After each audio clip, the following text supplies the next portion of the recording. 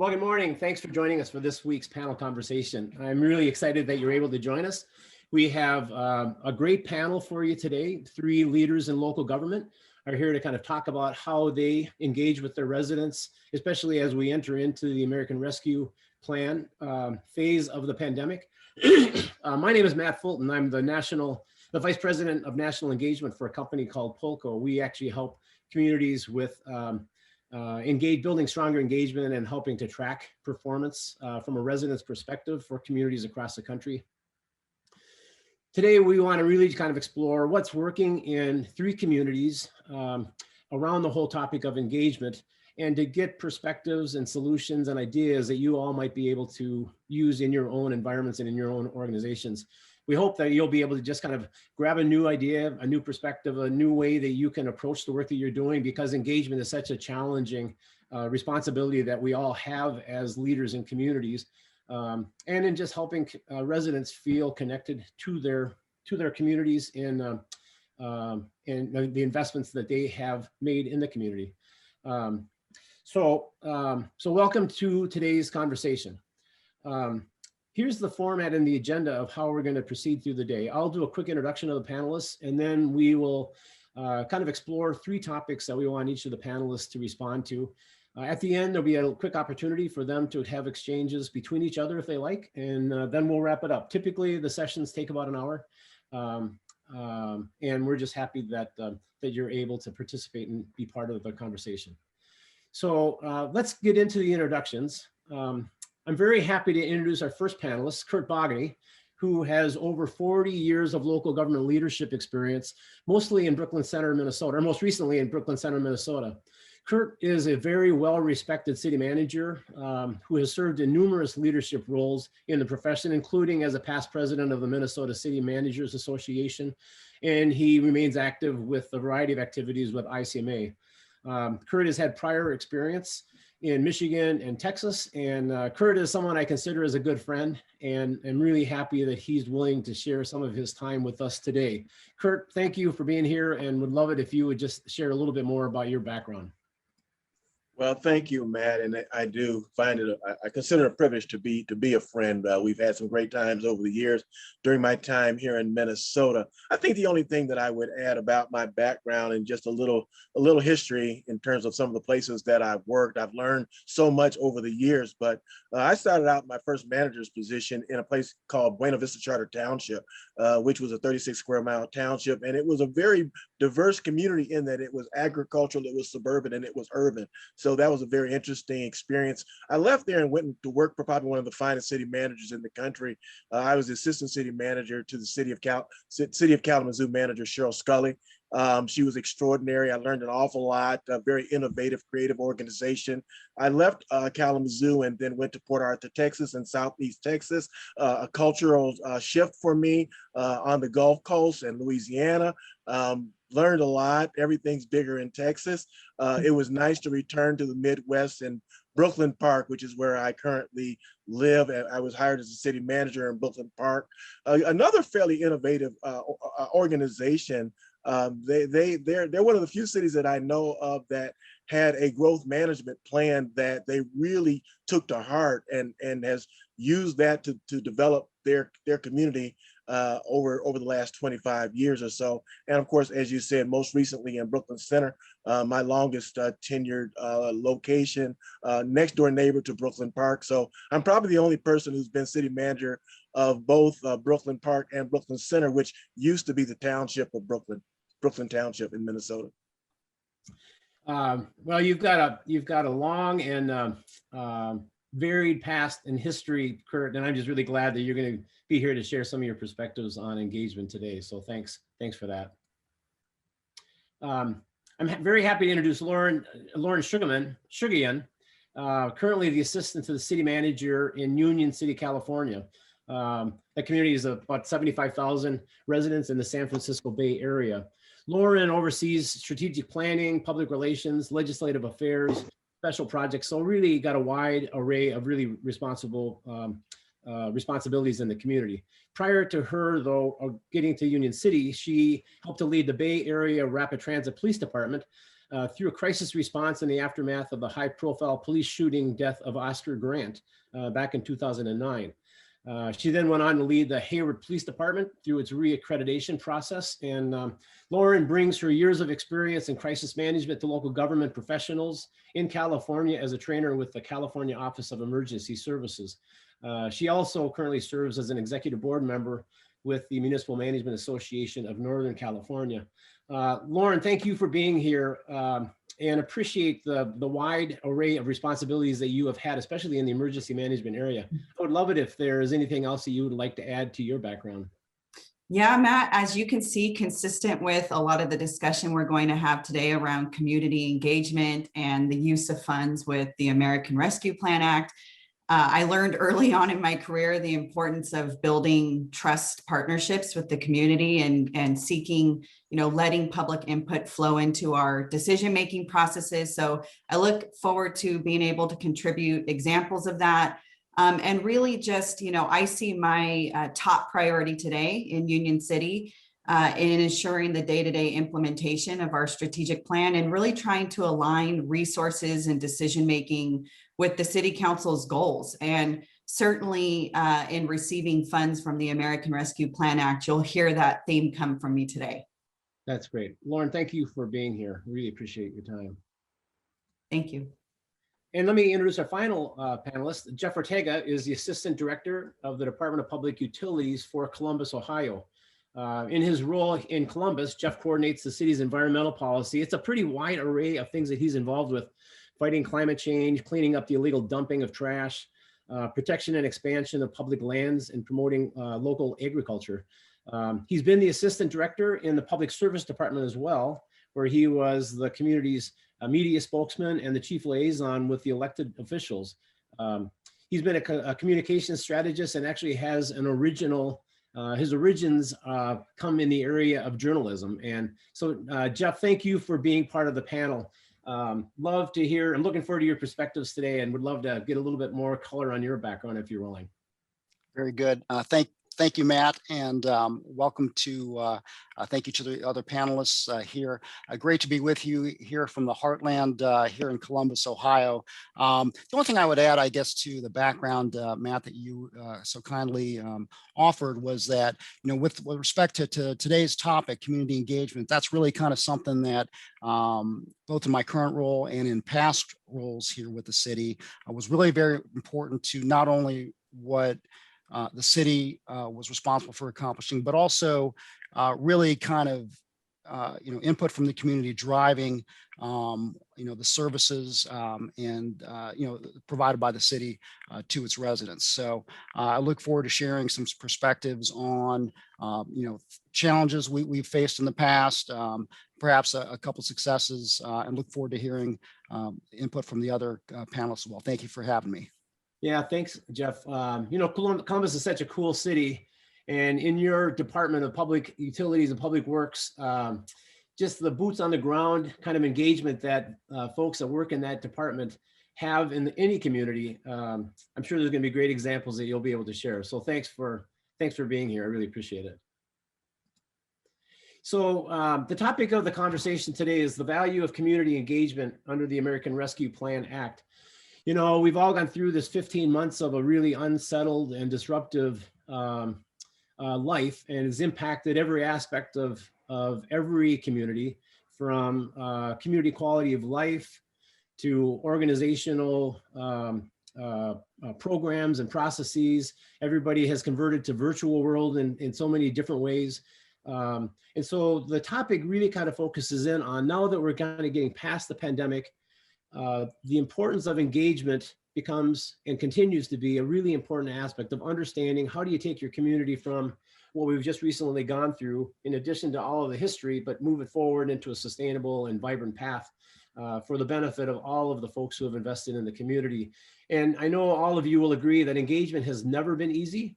The way that local government works sometimes creates its own barriers to making it easy for engagement. And so then you throw on all of the challenges around the pandemic, around just the civil unrest that we've had over the last couple of years, just the political divisiveness that exists in a lot of our communities. So it's really interesting and exciting to kind of hear from local leaders about what is it that you're doing that is working in your community, particularly as you think about those hard to reach populations that sometimes feel even more disconnected than most. We, excuse me, we know that people's lives are really busy. We know that they do value what happens in their communities. From our research, we also know that probably about 80% of the population really hasn't ever been to a city council meeting. And so that level of engagement is always is at a low level.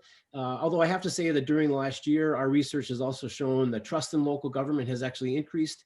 Levels of participation have increased, primarily because of the virtual aspect of communities making it convenient for residents. And because it's made more convenient, we think that people have relied upon local government a little bit more than they have historically. They certainly represent, or they recognize the value that local government is providing to them, because local governments, like what happens in every kind of disruption, local government steps up to the plate in all departments and makes sure that the community operates. And so a lot of the research that we've done makes sense based upon just the way that local government operates. But the challenge of engagement continues on. And so the focus of today's conversation is how do you go about recognizing and understanding the changes and priorities that have happened over the last couple of years, because life is different.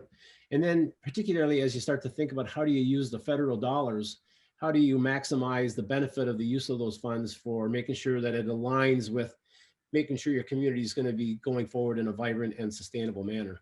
So the conversation today is going to be really focused around three questions. The first one is, how are you identifying community needs and priorities that will be addressed using the ARPA resources? How does resident input help guide the delivery of public services in the community? And then finally, what strategies and tools are you finding successful for engaging residents and tracking performance? And in that particular question, if you can kind of think about the harder to reach populations and anything that you would recommend that has worked for you that other people could benefit from, I'd really appreciate you sharing any ideas you have along that line. So with that backdrop, let me kick off the questions. And Curt, let's start with you on this question. And I would ask that you kind of think about your history with your CARES Act program last year, because identifying the community needs were similar then. So can you talk about how you went about identifying the community needs and priorities under the CARES Act? Well, thank you, Matt, and I will do that.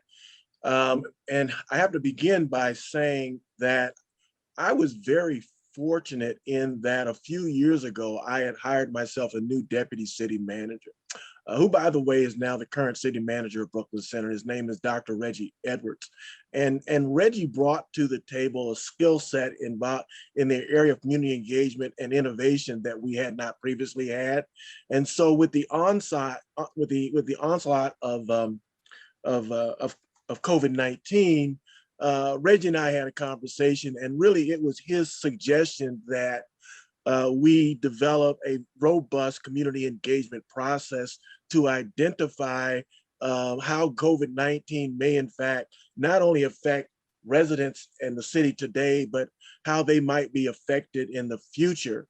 We began with an assumption that we thought that COVID-19 and the effects of it would be broad and they'd be long lasting, that they would, yes, be significant in terms of of the local government's ability to deliver services, but we felt that it would have a greater impact on the reason that we have a government in the first place, and that is the effect on the residents and the businesses in the community.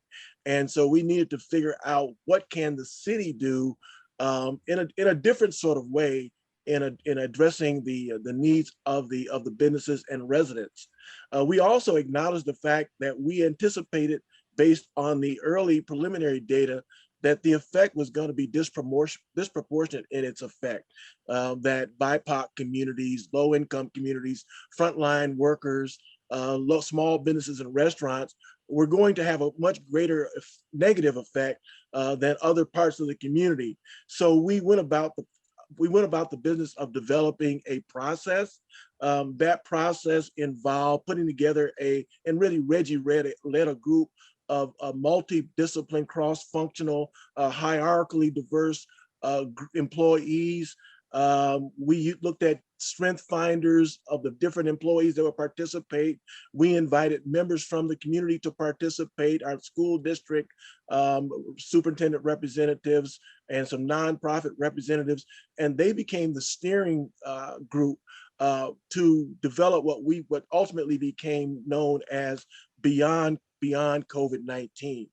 And the Beyond COVID-19 process started out by determining what his purpose was going to be. Very simply, we wanted to work with residents and with businesses so that they would survive, so that they could rebuild, and so that they could thrive in the era of COVID-19 and the worldwide pandemic. And then they established a set of principles. The first principle was we want to make sure that there was an opportunity for all residents and businesses to survive and thrive.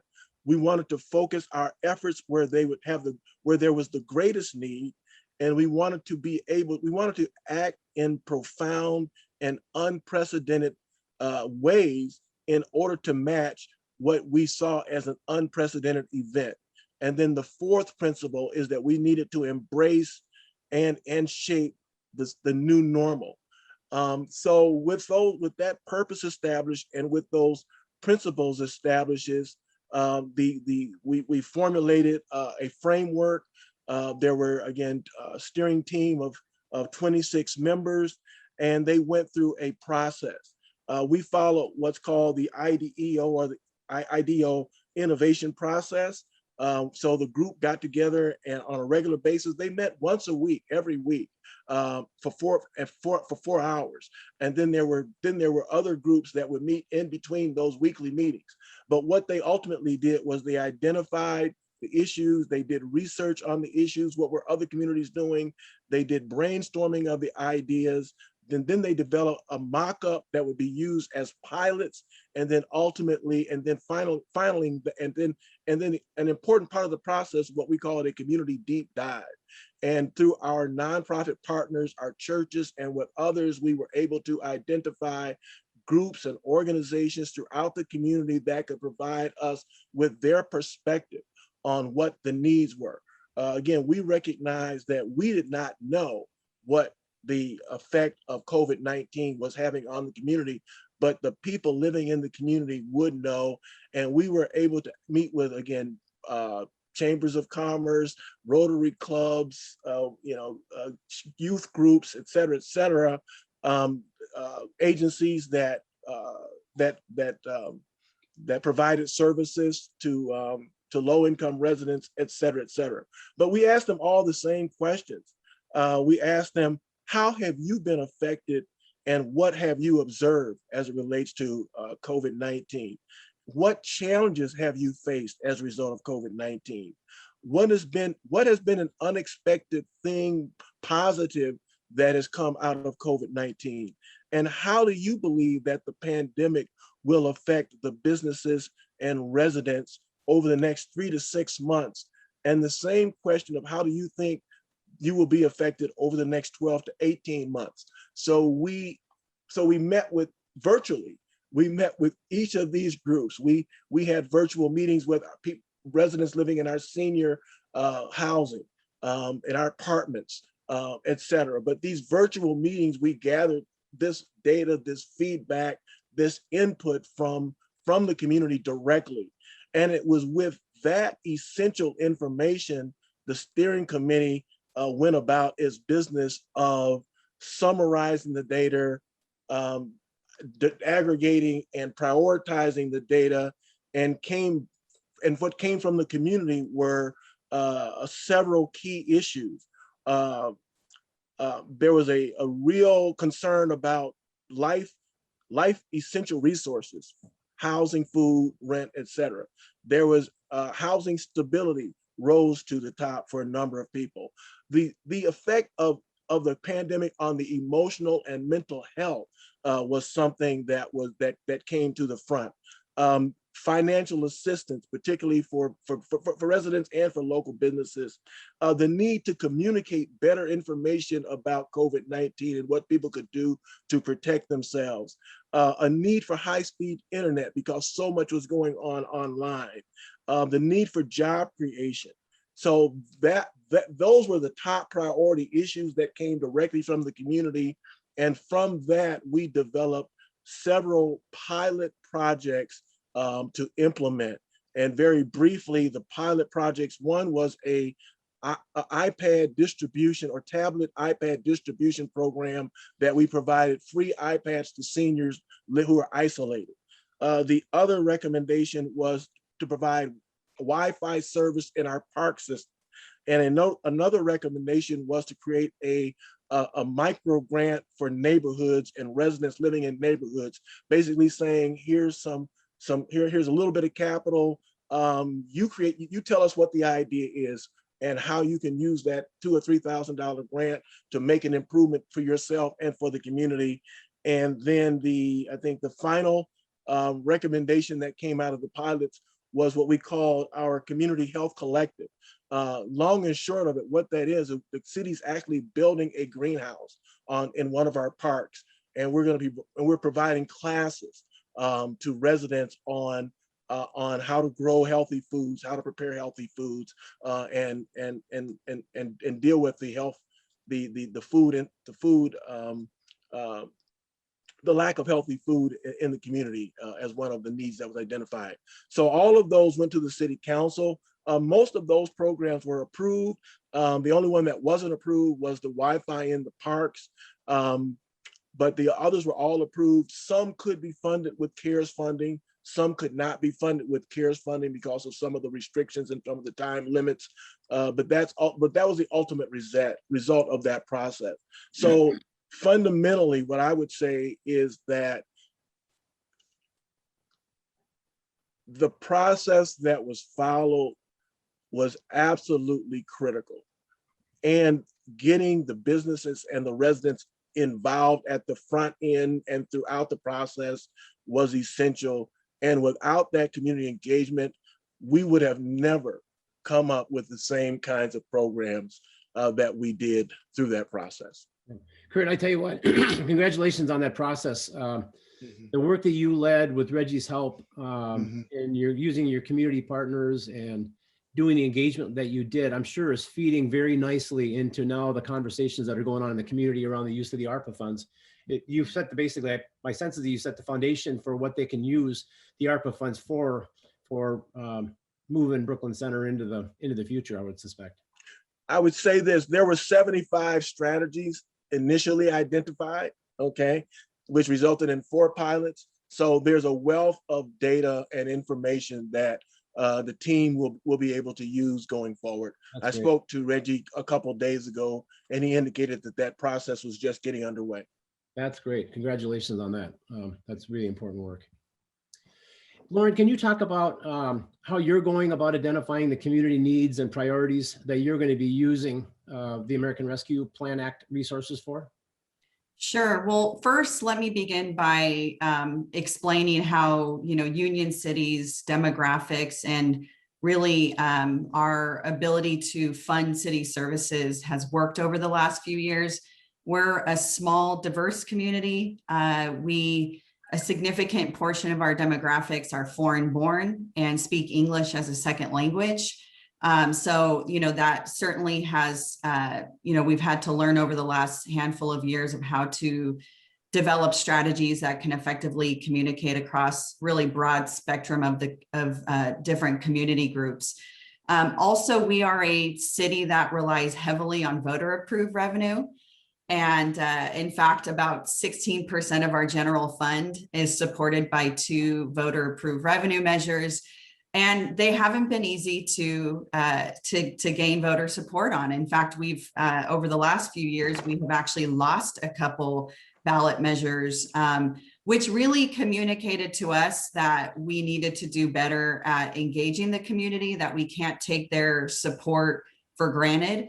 And that really heightened our priority, the city council's priority, to educate the public, engage the public, on city finances, and not just when we're coming to them to ask them for, a revenue measure, but really all throughout the year. So leading into the pandemic, we were already, our wheels were spinning in terms of getting off to the ground on, communicating with residents about the city's fiscal health, about what was needed in terms of being able to maintain the current service model into the long term, and what challenges we really faced heading into the pandemic with our ability to maintain our service model. So we had already developed really a vast network of communicating with our community. We were communicating in several different languages pretty regularly. We also place a high premium on just communicating in plain English. A lot of studies show recently that even if you have a significant English as a second language community, that most groups can understand plain English pretty well. So we certainly have always strived to do that. And, it really hasn't been easy communicating in plain English city finance information. So, but we really have done a good job trying to make that information as easy to understand to the general public as much as possible. So that was sort of some leverage that we had going into the pandemic. In addition, and similar to what Curt was mentioning, we really, once the pandemic had started, this was somewhere around mid-March when the state of California entered into their shelter in place.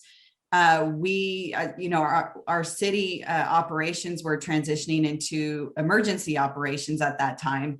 And we launched and activated a joint information center so that this center sort of was a complement to, the broader emergency operations center. We already had this pretty developed communication network in place that included several different, online options, whether that's social media or email or text subscriptions that help us to communicate directly to residents and get information into their hands about the pandemic so they can make decisions that are good for them and their families. But we also rely heavily on our in-person networks and our networks with our community-based organizations. And again, going into the pandemic, that network was really strong. So we were able to really pull that, network together through our joint information center, activate it quickly, and really dish information out as soon as it was coming into us. And that could be anything from the federal government, state of California in our case, or even just within our county and city. That was about either the shelter in place or the state of the pandemic at any given time, but also about resources that were being offered from various entities. So that really helped. And then, many city employees were also at the time reassigned to support the Joint Information Center. And so, normally in a small city like Union City, there's only a couple of us that are actively engaging in communication every day. We don't have a department or a team, but certainly given the state that we were in and the fact that, normal city operations were halted at the time, we were able to redeploy various employees to help support the communication effort. We had about 10 people who were working daily to capture information and help assist the city get it out quickly to various groups. So that really, I think, similar to Curt, it's all about getting that process in place that where you can not only dish information out, but that you can also start to receive information about how people are impacted by the pandemic and how we can support them. So that process was in full swing, I would say, by March and April of last year. We felt pretty confident that we were able to reach a lot of people, especially across, our diverse population.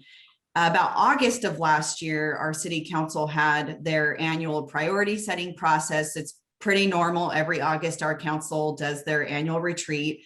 We have a 5-year strategic plan, and the council places it's a priority for them that every decision they make, every conversation they have, and every budget dollar that goes towards a program or a service is in alignment with their strategic plan.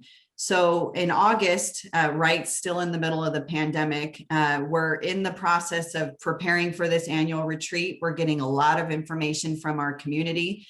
Also want to note that this was right around the time when, in the aftermath of George Floyd's death, and, you know, really the summer of last year for Union City was critical in terms of engaging our community about the future of policing. So there are a lot of different priorities coming into our structure that were helping to inform, you know, our strategic plan priorities for the upcoming year. Really out of that, you know, there was a handful of things that rose to the top.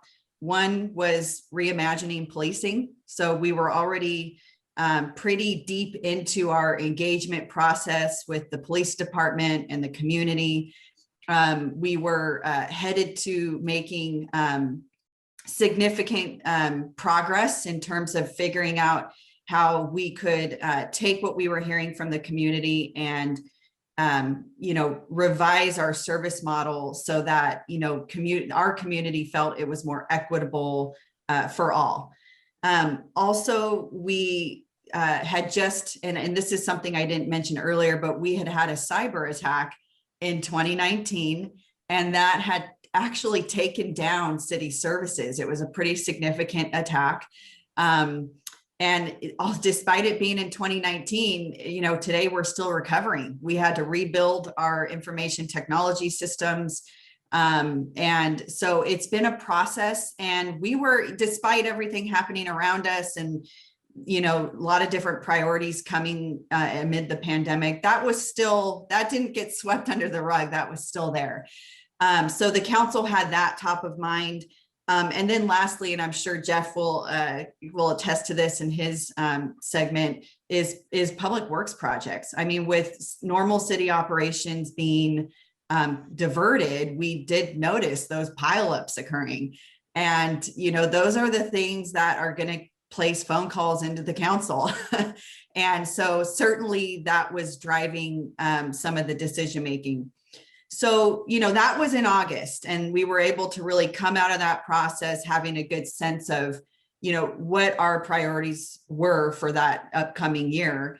Of course, we didn't know at the time that the American Rescue Plan Act would be approved, but certainly we were heading into a process to start working and developing our biennial budget for the next 2 years. And so with those priorities in mind, we started crafting our budget. And then the news of ARPA came. One thing I'll mention is because, you know, there's no rush to necessarily make decisions about where you're going to put these funds. I think it's important you have thoughtful conversations about how to use the funds. Like Curt was mentioning, that was a very thoughtful, comprehensive process. As you know, Union City kind of came into it having already sort of had a sense of where the community priorities were. And so that certainly helped us make decisions about where ARPA funds would go.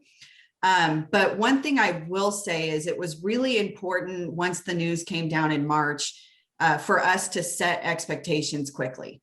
The minute news came out about ARPA, we had, you know, multiple stakeholders calling into the council, to the city manager. You know, you have everybody sort of has a thought on where that money can go. And rightfully so, you know, people will advocate for their interests. But we also knew they're one-time funds and there's very restricted uses for them.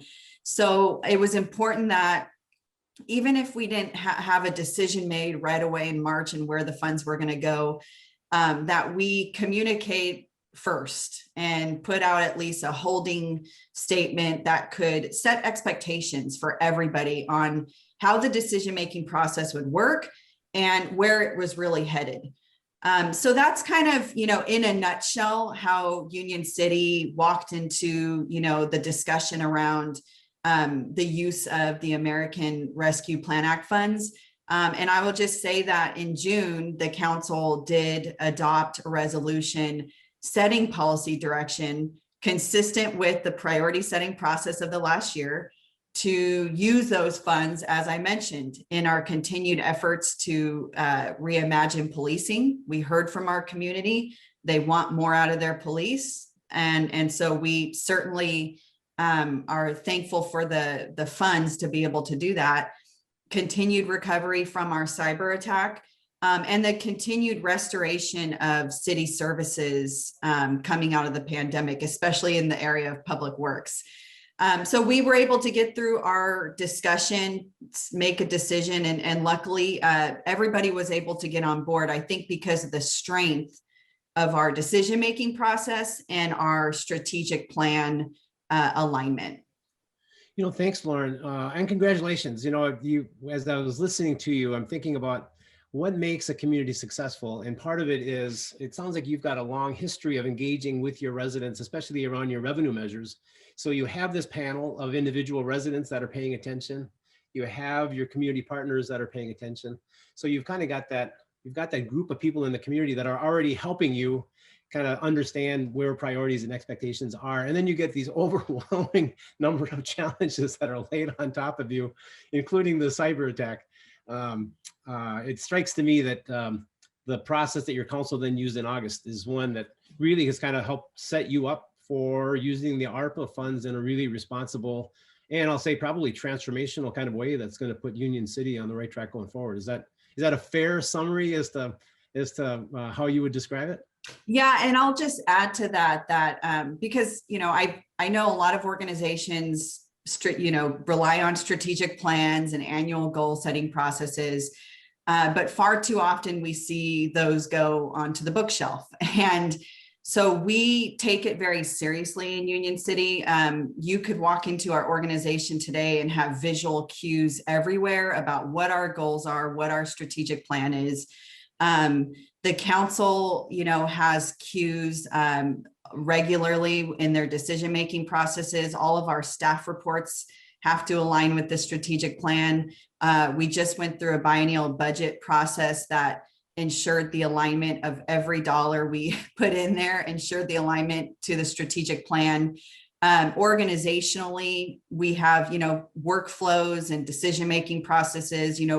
Before the pandemic, we'd all gather in conference rooms to make decisions. And there's imprints of our strategic plan in all of that. So there's, it's really a part of our fabric every single day. And that has helped keep the strategic plan and our goals top of mind. They're not an afterthought. Yeah, that's just awesome. Congratulations on that. That's very cool to hear. Jeff, can you talk about what Columbus is doing in how they're going about identifying community needs and priorities as you prepare to spend resources that are available through the ARPA program? Yes, and first of all, I wanted to echo a lot of what Lauren and Curt had said in terms of, at the onset of the pandemic, that gripped this world, again, impact on residents, businesses, the need to be very proactive in that regard, in terms of making sure people had information in terms of in an uncertain and still uncertain time, but the need to be very proactive. That was rooted in the city of Columbus in many fashions, not the least of which is assisting people with, perhaps financial responsibilities with respect to, say, utility payments, for example. In that specific realm, an information center was kind of established, and kind of really a war room sort of atmosphere in terms of being very proactive, with people who may have who might be struggling through many things in terms of housing, food, and then also utility, electricity and water, and making sure, residents and businesses, but especially residents, have information in multiple language so that they can access things to kind of keep themselves afloat. So that's kind of rooted in being very responsive to the community. Similarly, with the respect to the American Rescue Plan funds, that was the same concept was also there in terms of rooting possible solutions, possible uses for those funding directly into the community. The city of Columbus was very grateful to receive on behalf of constituents, $93 million of those funds, of approximately about 190 million that could be used towards responses to the COVID-19 pandemic. City leaders have heard from the community that among the most pressing needs, in addition to some of the things that we talked about before, was the need for short-term, summer youth engagement, anti-violence efforts. Again, the belief being that these investments will help young people regain some of what they, lost during this uncertain time, and try to get people back to some sense of normalcy in terms of being able to have some good outlets for young people to be able to do what they want to do, and hopefully be able to do it in a safe manner. Of that money, it's about $19.7 million. The city has set up an online sort of mechanism whereby organizations can submit descriptions of what that funding could be used for in terms of program things that will benefit our youth and anti-violence. At this time, some of that is still being processed, but we look forward to at some point being able to have those kind of activities. It'll be very important for our young people to kind of get them through this difficult time. That's one example of how the city of Columbus is directly using ARP funds to benefit the community. Jeff, did you have a sense for whether or not participation levels or engagement levels increased over the last year? Participation levels in terms of what, just engagement in local activities, or even in just sharing where expectations and priorities are in the community? The sense I get, just anecdotally at this point, is that, again, in uncertain times, people hunger for information, whether that be online, whether that be directly from, public officials themselves. Of course, coronavirus, the COVID-19 pandemic has changed, for lack of a better word, how it is that interaction happens. But I can tell you very specifically during the specifically about, for example, the utility assistance, very strong traction, very strong interest, particularly at certain times of the year. As it gets colder and things of this sort, people wanting to know information about how they can gain assistance for some of these really necessity sorts of things in terms of keeping the lights on, keeping the water on, and things of this sort. The City of Columbus worked directly with community partners throughout many of our neighborhoods, social service agencies, to not only get information out about some of those dollars and so forth, but also to help people gain access to that through those community organizations, networks, in addition to the city's own networks as well. So in that specific regard, robust engagement in terms of people trying to access funds that would help them stay afloat. Yeah, no, I appreciate that. Thanks a lot for sharing that. Let's switch over to the second question. Lauren, and let's start with you on this one. Lauren, can you talk about how that all of the community input that you get, how that influences how you respond to resident and business needs? Yeah, certainly. Well, first, I mentioned earlier about our diverse population and how really, if you looked at our demographic spread, it's a little bit of everything. And it really does make it challenging to understand and to communicate You really have to invest, and I've learned this early on, you can't just, sort of take an approach that isn't without strategic thinking and without investment of resources. The reality is it is going to cost for you to, and communicate with your community and to understand what their perceptions are. I wanted to hit a little bit on this note about perceptions. And again, this is just from our experience of trying to build fiscal sustainability, needing to go to the public and seek support in that effort. And learning from, falling and not succeeding and having to kind of build back up, is the idea of perceptions, and that really each community group had various perceptions about the city, whether that was on how we were doing our job, or whether they trusted us, or whether services were reaching them or equitable. And so from our, failed experiences, we really shifted our thinking to take the time to really study and understand perceptions. Because, and I actually learned this last year in a Harvard Kennedy School class, if we don't close the gap between perceptions and reality, well-intended policies will fail, right? So, and unfortunately in our world, we often don't start there. Normally we will come in as the practitioner, assuming we know best. We don't think to develop our programs with public input at the forefront, because again, we know best, and then we launch it and wonder why later it doesn't work.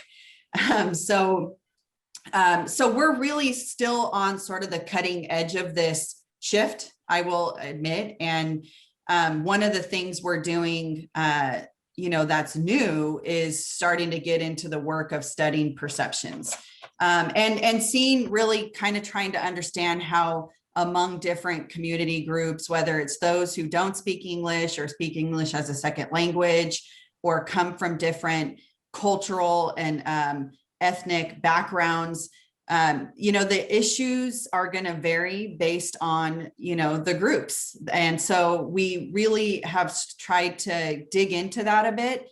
And actually coming up next week, we have a presentation to the city council that's going to actually give the results of that study that we just completed. We're actually, and based on my last response, we have our annual August retreat coming up. Once again, where we're going to dive into, priorities and looking at our progress to achieve our goals. And so leading into this current August retreat, that was my commitment, was to study perceptions based on different community groups, really using science-based methods to make sure that the results are statistically valid. What we found in Union City, just because of our diversity, is a lot of times the people who write into us, or the council, or they maybe, type a message on social media, or they call 911 or a city line, that's a very small segment of the community. So, prior, we were really basing a lot of our public input, we were thinking, okay, whatever came into us, via those traditional methods, was good enough. And it meant that we, had the public input we needed to make decisions and we can move forward. But we learned very quickly that, how small that segment of people are, and that really among different community groups, most people don't generally follow the city and interact with the city. So we were able to kind of use science-based methods over the last few months to get beyond that first layer and peel back the onion. And I think, as Curt was mentioning, in probably some of the processes he was using, is to really get down to the average citizen and hear how they feel about the job that we're doing. So we've been knee deep in this work. I'm talking about it very high level, but certainly, as you can imagine, the council will hear the results of this work next week. And it's, that is going to funnel into their decision-making process, their retreat in August. Yeah, that's intriguing and kind of exciting. I may actually tune into your council meeting just to listen to that report. Definitely. And I'm so glad you brought up perceptions because, as I mentioned earlier, we know that 80% of the adult population really doesn't have any ongoing direct contact with the decision-making process of the city. We also know that 50% of the population hasn't had any interaction with the police department over the last 12 months. And so how people develop their opinions, how people develop their expectations and priorities is based upon the information that they receive in whatever manner that they receive it. And as Curt can attest, perceptions impact communities and it has generational impacts if the wrong decisions are made. So I really appreciate you bringing that up. Thanks so much for that. And I'll have to take a look at your agenda schedule. So yeah. And Matt, one of the interesting things, when I know your statistics are spot on, and one of the interesting things we found in our survey process was the category of people who entered I don't know was pretty significant. And that says a lot as well, that it's not maybe a yes or a no in terms of their response to their level of trust with us or to the job that we're doing. But the category of I don't know alone communicates we need to do better at making our services visible. That is so true. I think I'm going to write an article and the title is going to be I don't know. Yeah. Yeah, thank you, Lauren. Jeff, let's switch over to you. Can you talk about how the input that you get from the community impacts how you're addressing community and business needs? Absolutely. And that's a great point. And Lauren hit on a great point in terms of, the need to do better in terms of, raising people's awareness of city services, city issues, things of this sort. One of the things that I guess that I would say is that, it used to be public engagement, I'll speak for my hat in public services, which among many things dealt with road construction. It used to be public engagement meant having a public meeting and people would show up and there would be explanation what the project was and that would be public engagement. In terms of getting meaningful public engagement, engagement that can help shape services, projects, things of this sort. I think that there's been, at least here in the city of Columbus, a recognition that you need to meet people where they are, so to speak. People are very busy, in Columbus, Ohio, I know in Union City, California, obviously in Minnesota, in many, many places, competition for people's times, competition from just information out there in general. And the need to meet people where they are, and I'll bring an example, perhaps a road project,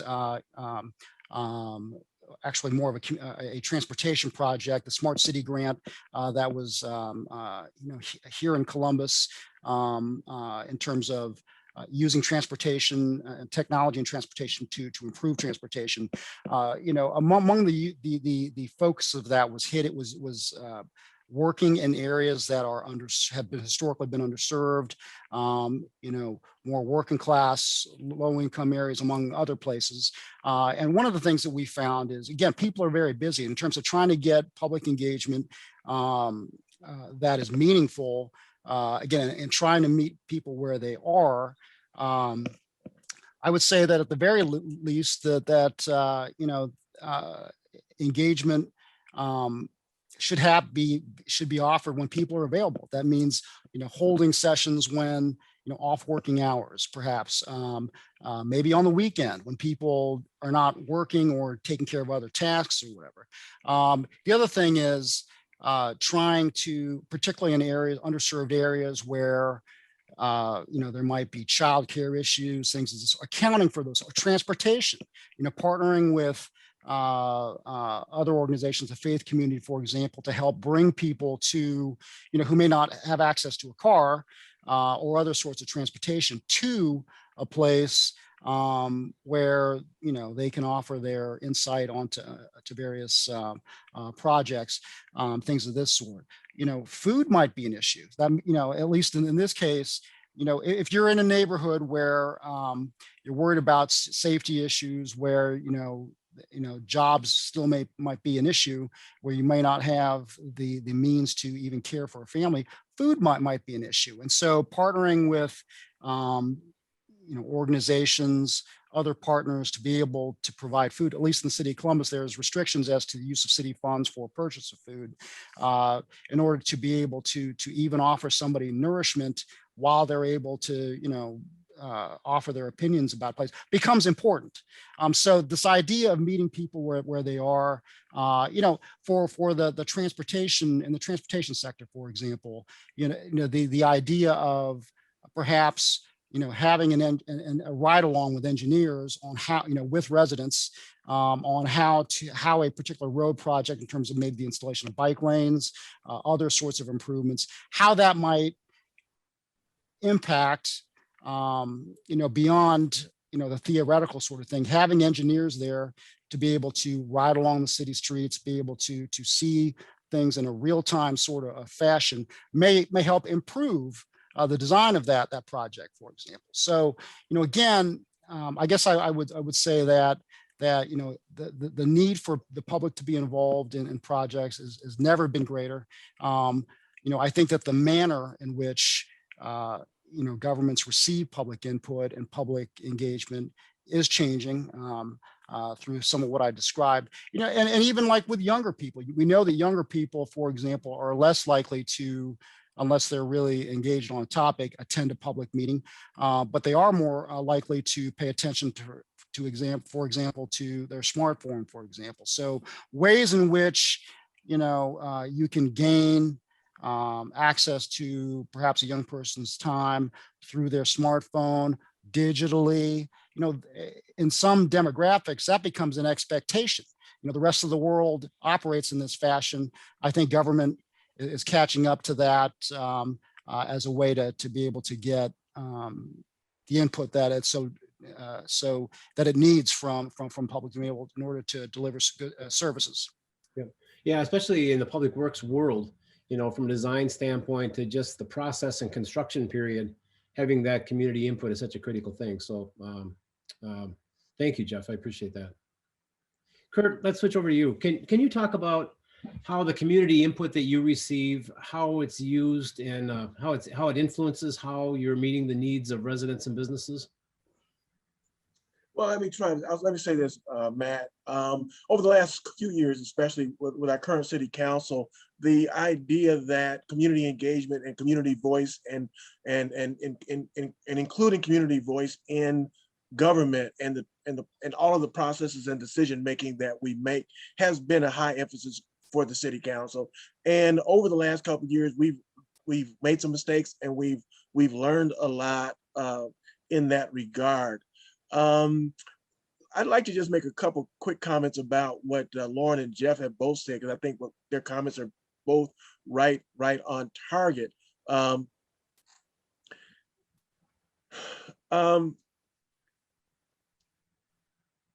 Like in Union City, Brooklyn Center is 65% people of color. It's probably the most diverse community in the state of Minnesota. Probably 20% of our residents are foreign born, multiple languages. So I can certainly feel a lot of what I think I hear Lauren say in terms of the challenges that are reflected. I think it's also fair to say that we're probably at a point in this country's history where perspectives and the differences in perspectives are as disparate and as broad and as widened perhaps as they've ever been, in terms of depending on what community you're from, what neighborhood you live in, what group you associate with. I mean, the gap between perceptions is extraordinary. And so I would just simply say that it's a major challenge. One of the things that we recently were doing in Brooklyn Center just before I left was we were looking at our entire communications process and our engagement process. And as we all know, engagement, community involvement or community engagement is on a continuum. And it from simple informing the public of what you've already decided to co-creation. And there's a lot of types of engagement in between. So what we've been looking at, and we've redesigned our council reports so that we identify the various types of engagement for each item on the agenda, and how we, and what was the engagement objective? Again, was it simply to inform, or was it on the extreme to co-create? And in between, what was the goal, and how did we go about that process, and who did we engage, and how did we engage them? In order for us to first keep front of mind the critical importance of engagement, as well as being able to track our success. I love what Lauren said a moment ago about historical forms of engagement, where I like to refer to it as the loudest voice speaking, as somehow being representative, being assumed to be representative of what the community felt. And I think that we have to do a much better job, and I'm very intrigued by the concept of figuring out what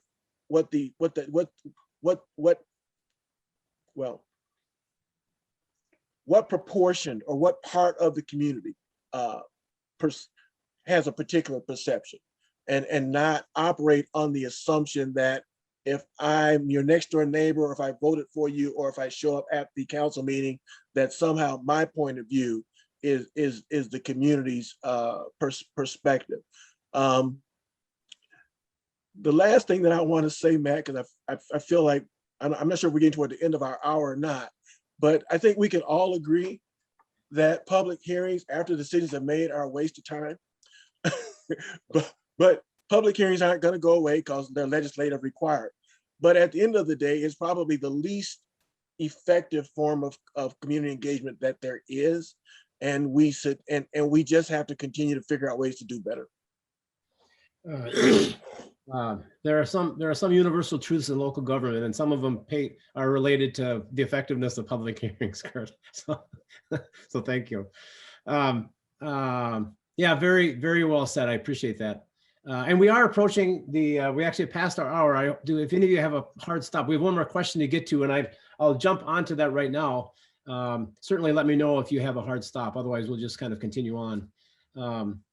Jeff, I'd like to start with you. Can you talk about the strategies and tools that you're finding successful in Columbus for engaging residents, and how you're tracking your performance? Great question. And I wanted to, in addition to that, also kind of piggyback on what Curt had talked about in terms of, perception, and what Lauren has talked about in terms of perception. It kind of dovetails with successful strategies here, particularly in underserved communities. I'll say here in Columbus, Ohio, and I've been a part of various outreach efforts and with many city projects, particularly in underserved communities with respect to public road projects. For example, I mentioned the Smart City project a little bit ago, but this idea in terms of in many underserved communities, it shouldn't be any surprise, or maybe it is a surprise, that perhaps trust in big institutions like the government are not very high. And so there's a trust issue. I think in some, and maybe this is true in other communities I know here in Columbus, that, it's kind of like, well, you're only here when you want something, kind of thing. I mean, building of trust is very important, particularly in any community, but particularly in underserved communities where there's already a skepticism about what government will do and has done in a particular area. And one of the things that I think the city of Columbus has found successful is finding institutions in our underserved areas that are trusted. Some of that is perhaps it could be a community leader, for example. It could be the faith community, but I'll use the faith community as an example. In some underserved communities, historically underserved communities here in Columbus, the church is a very important institution. And so, they have a very strong following. They have an infrastructure in terms of information. They have many times have programmatic sorts of things that are very well utilized in the community. Not dissimilar from government, but many of the leaders of those these institutions are longtime residents, longtime connections to the community. There's a trust there, and so one of the things that we found very helpful is, again, to try to rebuild trust, is to try to gain some sense. Again, very active community leaders, and some of the feedback, that we received, at least in some of the projects I've been involved with, are that, again, what I described before, that, we've seen the city before. It's usually kind of a flash in the pan. What are you going to do? They may have other issues that they want to talk about other than what the issue at hand that we want to talk about, for example.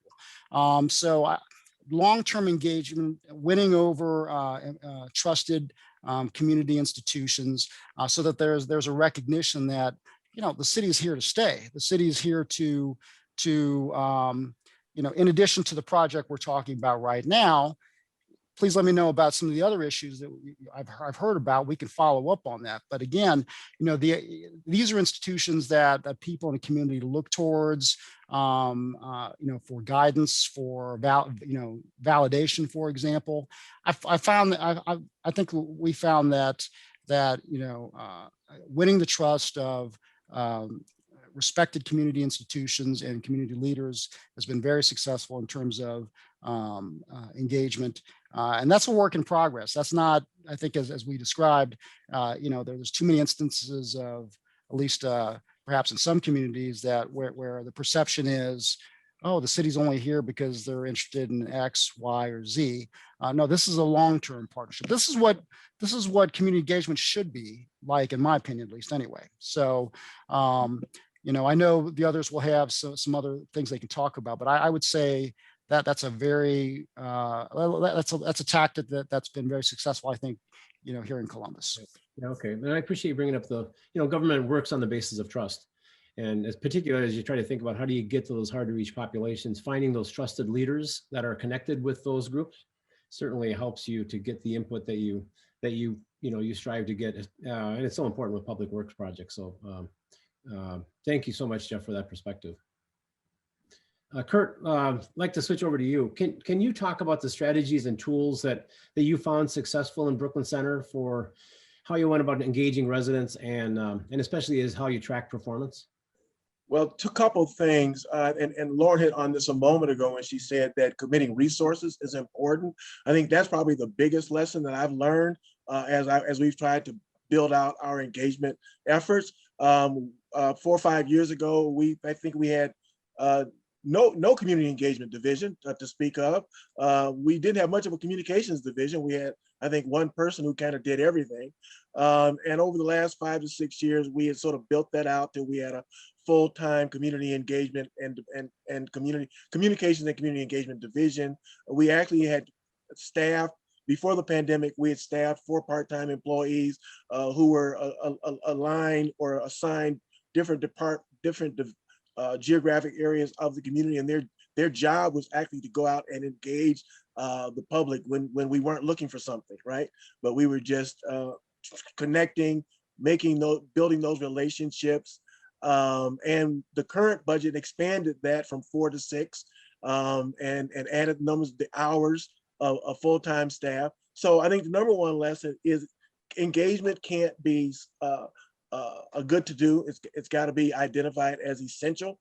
It's got to be identified as critical, and as a result, it's got to be resourced as such. And if you commit the resources to better engagement, chances are you'll probably get better engagement.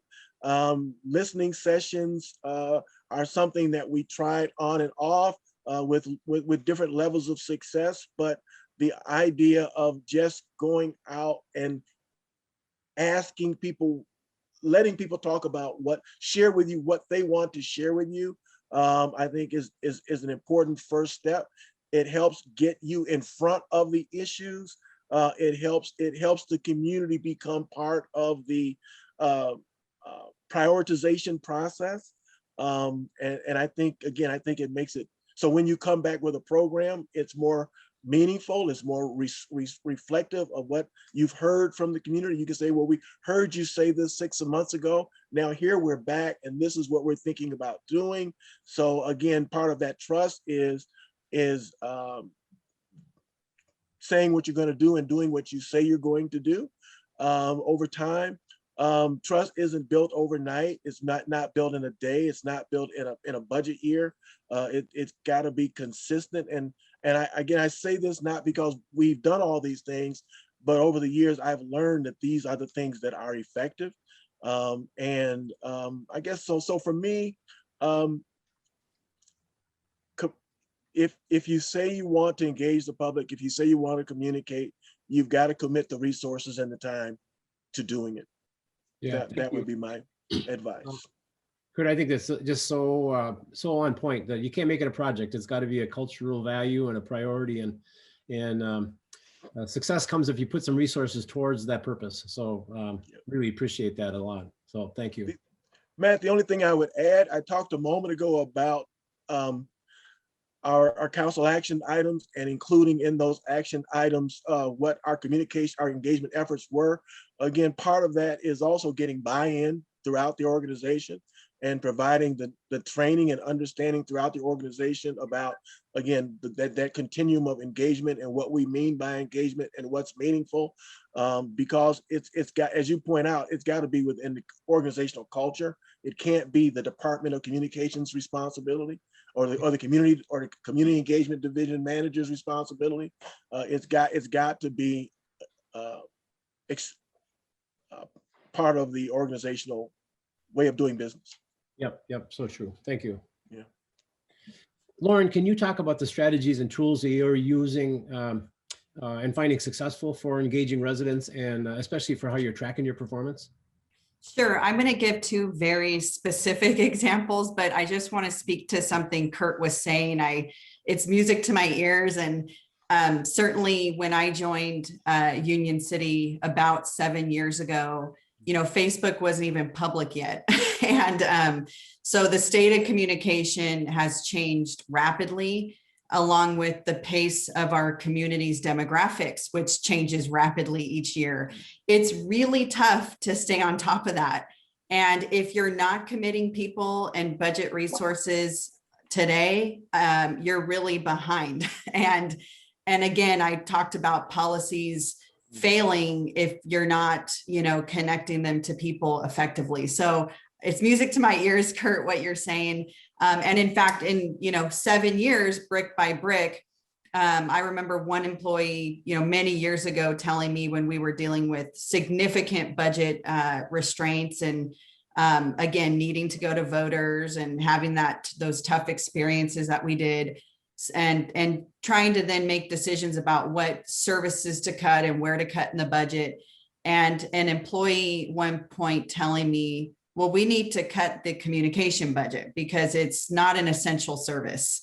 And, but just not realizing how communication is the solution, right? Because we can't get voter approved support or we can't gain voter approved revenues unless we communicate effectively. So it is a tough lesson for government to learn over the years, but I think many of us by now have.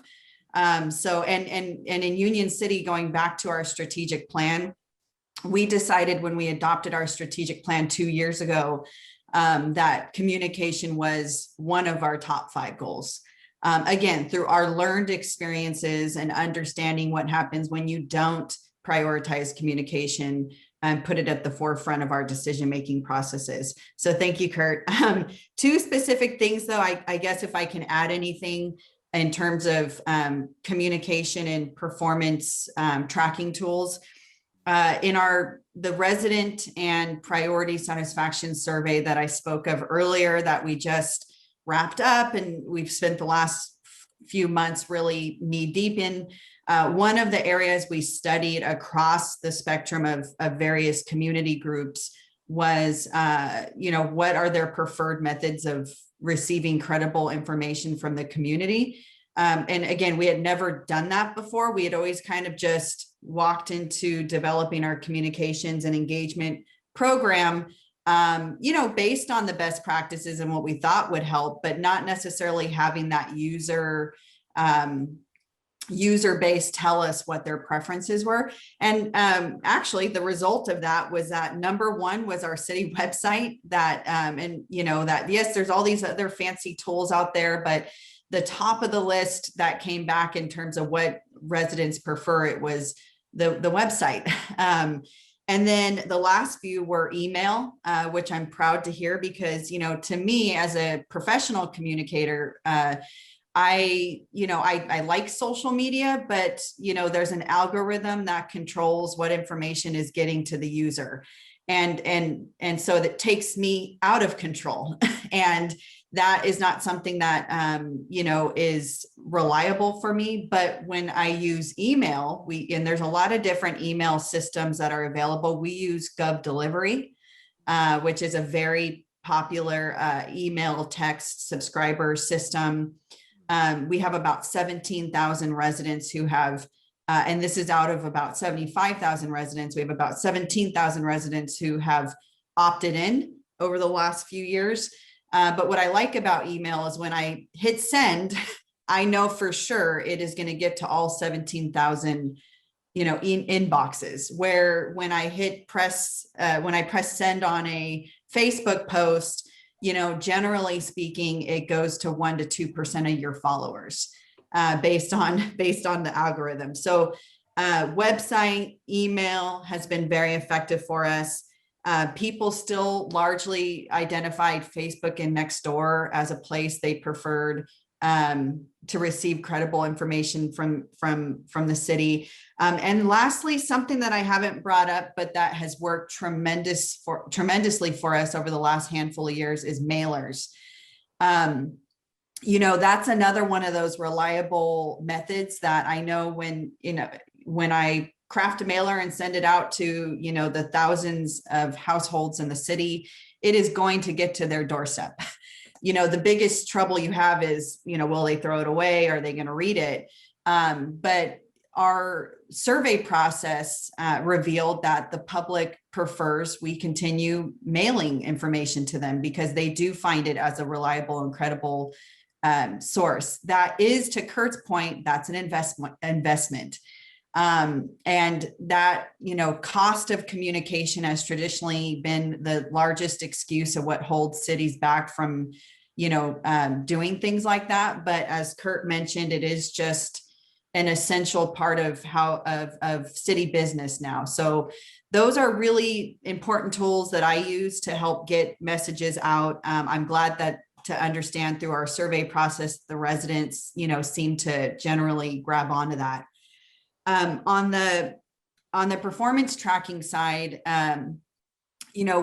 so I've explained a lot about our strategic plan and how there's, really it's woven into the fabric of how we conduct business and make decisions and spend money, and all the visual and workflow cues we use to hold ourselves accountable to the plan.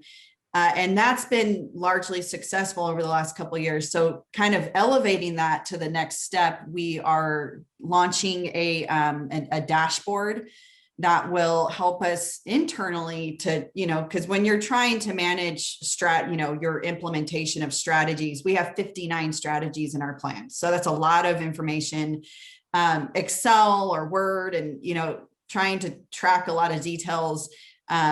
It can be challenging. I know I've lost sight of information regularly just because of how many strategies there are and how much information there is. So we studied it a long time and decided to move forward with ClearPoint, which is a sort of a strategic plan dashboard or management solution. And we're in the process of implementing, but essentially it'll make our lives easier because internally we'll be able to track all of our data points and information, performance measures regarding those 59 strategies. But then there's a huge public benefit in that it can also show 24/7, the council or the public can log on and see, where we're at in real time with accomplishing our priorities. So that's something I'm most interested about. And hopefully by August or September, we'll have that up and running. Yeah, that's great. Congratulations. And good luck with the implementation of the ClearPoint dashboard. So that's a great way to help you both internally and externally. So Definitely. And thanks for sharing some of those specific examples on what you're finding successful in engaging residents. You've got a well laid out. I love how you've talked about the alignment with your strategic plan and the methods for how you're getting that input from your residents and businesses. So thank you very much. Mm-hmm. I would love to I know we're way past our hour, so I apologize for extending it beyond, but thank you for hanging in there. I would love to just quickly open it up to see if anybody has any kind of final thoughts or comments that you'd like to share before I wrap things up. Let me do this then. I'm going to share my screen again. This has been a great conversation in a whole variety of different ways. I have really appreciated how you've talked about how you've engaged over the history with your community partners and your trusted leaders to help get to those harder to reach populations. I really appreciated, Lauren, you bringing up the notion of addressing the perceptions and trying to figure out, Curt, I love your point about how you different parts of the community will have different perceptions than other parts of the community and how you pull all those pieces together. And so I really appreciated that conversation. It's all about trust. It's all about getting people's input in a meaningful and authentic way and figuring out how you go about doing that. And all of you have shared some great examples about how you have done that and the importance of making commitments on resources to ensure that engagement isn't just a project. It is something that the community places a high priority on and really believes in. Those are the communities that will be successful over time. And all of you have kind of reflected that it's as Lauren says, it's a brick by brick kind of a process. So thank you very much for all of your contributions today and your thoughts. I'm going to wrap this up just by thanking you. I'll get you all the information for each of the panelists, and so you can connect with each other if you want to. Certainly we'll appreciate some feedback, and I'll catch up with each of you to get that feedback. I do these panels every week, and so if you know someone who might be interesting to be part of it and would be interested in participating in a panel, let me know about those folks and I'll follow up with them and see if we can get them engaged. Again, it's all about sharing ideas and solutions. You'll start seeing these highlights of your comments on LinkedIn probably within the next week. And we'll certainly welcome you to share them with your networks so that people that know you and trust you can benefit from your thoughts and ideas as well. The best part for me is I get to talk to 3 cool people every week. And so I really appreciate meeting Jeff, you and Lauren. Really appreciate you being part of it. Curt, it's always nice to connect with you. Look forward to seeing you around town. I apologize again for going over our time, but it was a good conversation and I didn't want to stop it. So thank you very much and really look forward to staying connected with all of you.